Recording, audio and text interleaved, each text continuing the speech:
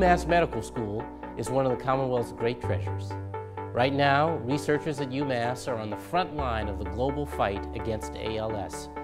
They are making important and exciting advances. They will not tire in their pursuit of treatments. That commitment is an incredible source of hope for so many.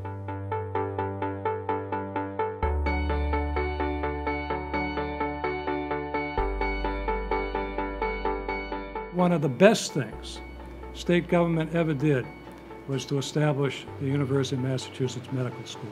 I'm very proud to announce that I'll be leading a campaign to raise an endowment fund for Dr. Robert Brown's ALS research at our state medical school. Ladies and gentlemen, boys and girls, welcome to Fenway Park. Hey, Doctor. Sir. How are you? Good to see you. I'd like to welcome UMass Medical School Chancellor Michael Collins to the booth. We have the great privilege of caring for him at UMass Medical School. It's a rare moment in medicine where you could actually change the course of a history of a disease. And the governor partnering with us gives us a great opportunity to do that.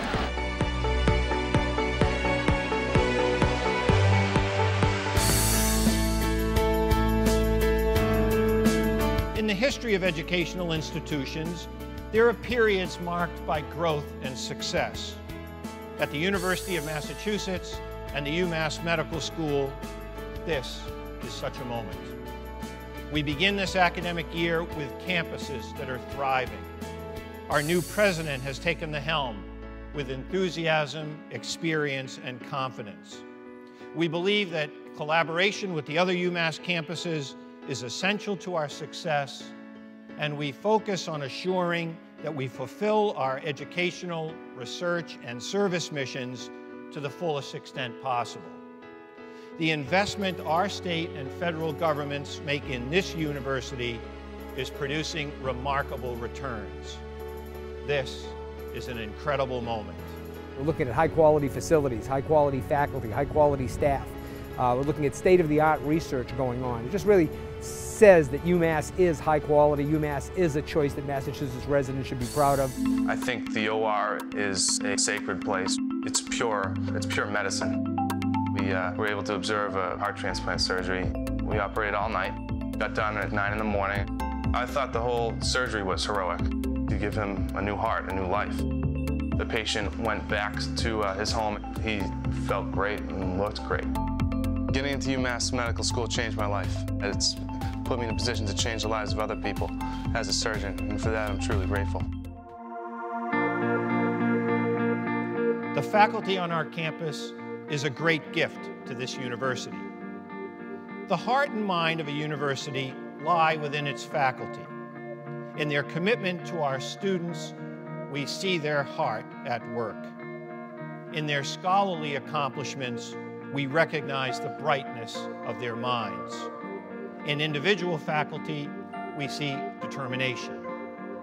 In the assemblage, we see great hope.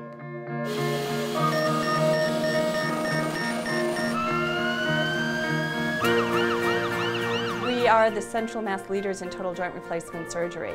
Now we're also the nation's leader in total joint replacement outcomes research. 50 or 60,000 people a year diagnosed with melanoma, and the scary thing is that it can go unnoticed. We're talking about a disorder that kills 100,000 mothers worldwide every year and over 500,000 infants. Back now with a headline that got a lot of attention around here today. Prolonged sitting linked to breast cancer and colon cancer. It's probably no guarantee that you won't get cancer, but you can reduce the risk. Having a baby is supposed to be a joyful time for new moms. Researchers at UMass Medical School are taking part in a new national study. They're using special scans to measure the levels of certain brain chemicals in pregnant women. The medical school is one of the fastest growing research institutions in the country. And there is a real commitment to being a premier medical research facility. I still can't believe it. The 2006 recipient of the Nobel Prize, Dr. Craig Mello. You never know where the next great discovery will come from, but we have everything it takes at UMass. This moment really makes me proud to be part of the University of Massachusetts. Students from my labs participated in the discoveries every step of the way. I expect great things from UMass. This is a Nobel Prize winning university. My fourth grade teacher last year had sent me a National Geographic from the 1950s, and one of the pictures must have been from an airplane, and what was missing from the picture was both the medical school and the hospital and the facilities there. And to think what they have meant for this community, known worldwide for healthcare delivery, for research in life sciences and biotech, and growing and expanding. The Alvin Sherman Center that soared to the sky over this past year is now becoming enclosed to withstand nature's power from without and to enable science's power from within. When others could not, boldly we step forward. Worcester is an example of the kind of success story that universities can play a role in. The medical school here at the heart of the city has been one, if not the primary economic engine for the city. A new day has come. I passed by the front door of the hospital. There I encountered an elderly couple. The gentleman was standing frozen by the door of his car. His slight wife stood holding him around the waist. It reminded me of a slow dance from junior high school days. I looked closer at the man and saw tears running down his cheeks. They were alone and afraid. It wasn't supposed to be this way. With the help of the valet, a porter with a wheelchair, his wife, and I, a passerby, we were able to help the gentleman into his wheelchair. All of us were able to help him prevent a fall. His wife gave me a big hug, and off they went inside the hospital. Why do I tell you this simple story? Let me assure you, I'm not looking for a pat in the back. Far from it. Because I want you to know that I almost walked right by this patient in his time of need. The purpose of the story is to ask you not to walk by. Our healthcare system needs you.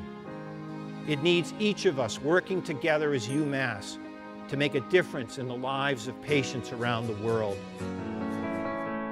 My daughter, Josie, didn't die from one doctor's mistake. She died from something so simple and something so basic that I would just walk around my house for days and weeks, shaking my head over and over again. She died from a breakdown in communication. I tell you this story in hopes that you will remember this throughout your schooling, and I hope that you will remember this story when you are at the bedside, and I hope you will remember this for the rest of your medical careers. The white coat has been called the mantle of the healer, but it is more than that. It is a token of the sacred trust and the sacred duty to be what your patients and their families need you to be, what they need you to be in those difficult moments. UMass's nationally recognized excellence in primary care places all of you in the driver's seat. That's because you have learned the most important lesson: to put the patient first. That is the hallmark and the benchmark of good and great health care. It is also the hallmark and benchmark of good and great healthcare professionals, nurses and doctors and biomedical researchers and health leaders.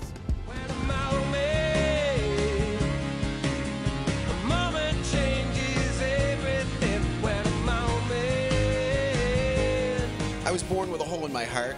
At 18, while training for a career as a professional jockey, I underwent a third open heart surgery. At the time, galloping racehorses at the racetrack was my passion, my life. I hurried back to the racetrack. A mistake, my riding suffered. I couldn't hold back horses, I couldn't drive them down the lane. And soon rumors circulated on the backstretch that I was washed up, and I entered UMass Boston. And it was at UMass Boston that my academics flourished, and UMB unlocked potential that I didn't know I had inside. After graduating, I was determined to continue a career in science, and again, the University of Massachusetts system proved superior. At some point in all of our lives, we need a hand to lift us up from desperation and despair, and when someone offers that hand, you grab it and hold it because your life is what you make it. And by God, when you see someone suffering in a hole of desperation and hopelessness, do not give up on them. Instead, extend your hand and lift them out of that hole. You never know what greatness may exist inside and the feats that they or you may accomplish.